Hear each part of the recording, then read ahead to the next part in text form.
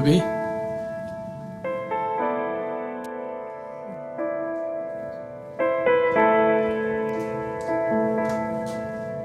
Ruby, ano ginagawa mo dito? Ayoko ng gulo ah. Mirabel, gusto kong humingi ng tawad. Sana patawarin niyo ko ni David sa lahat ng masamang ginawa ko sa inyo.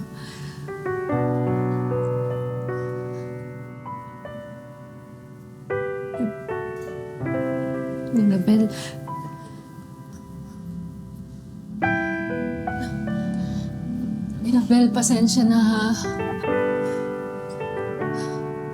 Pasensya na talaga. Sana mapatawan niyo ko ni David.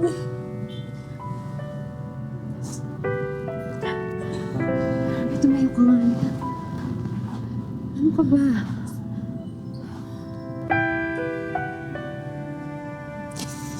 Baka pwede niyo akong bigyan ng trabaho dito sa salon niyo.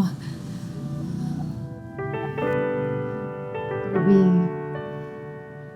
sigurado ka bang nagbago ka na? Dahil ayoko ng sakit sa ulo. Pangako, hindi magiging sakit sa ulo. Sige, pwede ka magsimula bilang taga-hugas muna ng shampoo sa ulo. Tsaka taga-linis. Ayaw mo ba? Ay, hindi. Gusto ko, syempre. Gusto ko na rin kasi talagang maging maayos yung buhay ko. Okay na tayo.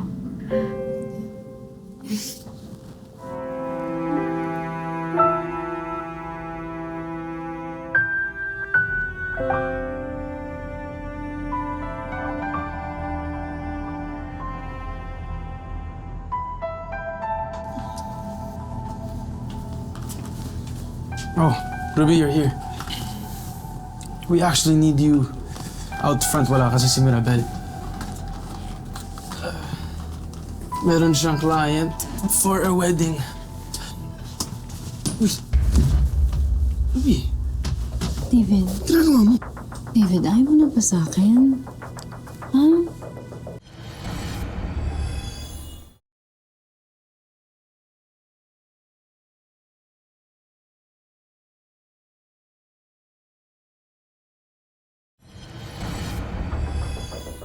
You broke up with me. Yes, pero ako pa rin dapat yung kasama mo. Ruby, Dapat ako ang business partner mo. Dapat ako pa rin ang girlfriend mo. ginagawa mo, Ruby? You're acting crazy. Ruby! David, ano ba? Ang gusto mo, yung babaeng yun? Yung natukatang yun? Yung opportunistang yun? Mahal ko si Mirabel. Buti nga naging mabuti si Mirabel sa'yo. And now look at what you're doing.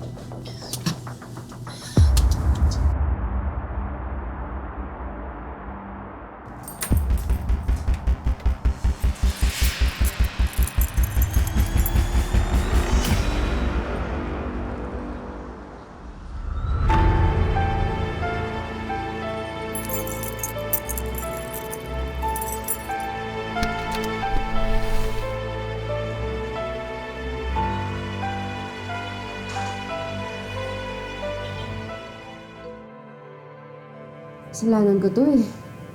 Pauto na naman ako kay Ruby. Kala ko kasi nagbago na siya. Mahal, don't blame yourself too much. Wala namang ibang may kasalanan kundi si Ruby.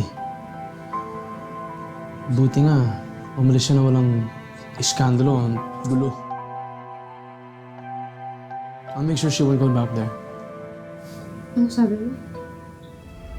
I'll make sure she doesn't go back to the salon. Hindi. Yung isa, umalis siya ng maayos. Hindi siya nag-eskandalo. Yeah, is that a bad thing? Kilala ko si Ruby eh. Hindi yun magpapatalo ng ganun-ganun lang. Sa mic ko tungkol, di ka...